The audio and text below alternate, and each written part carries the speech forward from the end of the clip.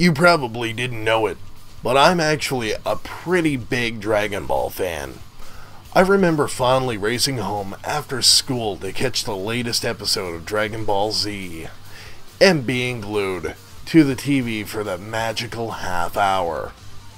But Dragon Ball Xenoverse hits both high and sour notes in my opinion. First, let's dive into the story. Really? Just what in the heck do you think you're doing? Don't worry, there are no spoilers ahead. The story is crafted brilliantly, in such a way that you get to relive all the highlights of the Z saga, including a handful of movie storylines.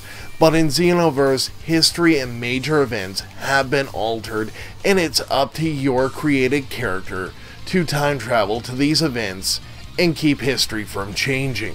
Normally, the thought of a time travel based story would be shoehorned in such a way that it would cause most Dragon Ball fans to violently cringe. But fear not, since Xenoverse pulls it off in such a magnificent way that I believe the story itself should be canon in Dragon Ball lore. The gameplay and combat system hits high marks in some aspects, where others fall flat. The wide open stages feel far less claustrophobic than previous Dragon Ball game titles, giving you a greater sense of freedom and range, but it doesn't make much of a difference ultimately, since the destruction of environments are extremely limited. I feel that this was a very big missed opportunity. The ability to decimate landscapes would have been hugely entertaining, and would have adapted the source material far more accurately. The combat itself feels very familiar to games in the Budokai Tenkaichi series, but somehow doesn't capture the same thrill and over-the-top style. Unleashing an ultimate attack feels a bit underwhelming, which shouldn't be the case for a series which featured larger-than-life moments like this. Final Flash!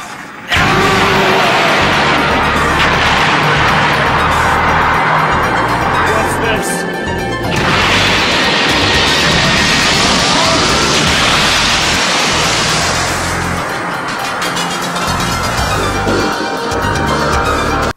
For the most part, though, the combat feels good. It's fast-paced and offers some fairly decent action, but being hampered by a stamina bar can be very frustrating at times. If you run out of stamina, then you're not able to dodge attacks, nor fly fast, which can leave you a sitting duck in a heated fight.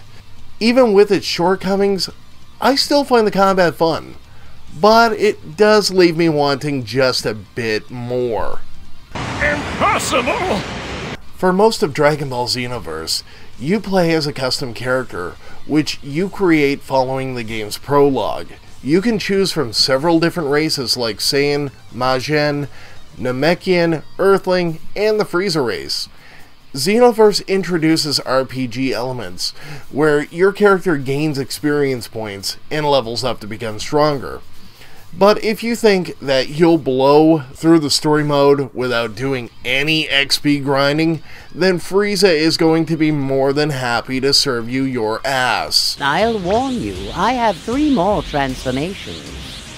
I'll show you all! Most times, you'll find yourself grinding for XP in parallel missions, which are a distraction from the main story.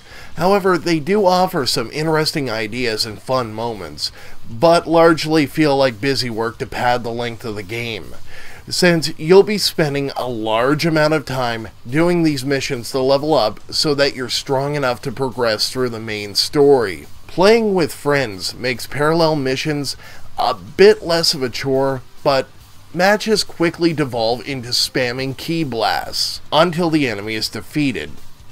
Speaking of spamming ki blasts, don't touch PvP if you're planning on duking it out hand to hand. Most of the players I faced favor ki attacks, rather than close the distance and attack head on, which becomes a one-dimensional exercise in boredom and frustration fairly quickly. You'll pay for this!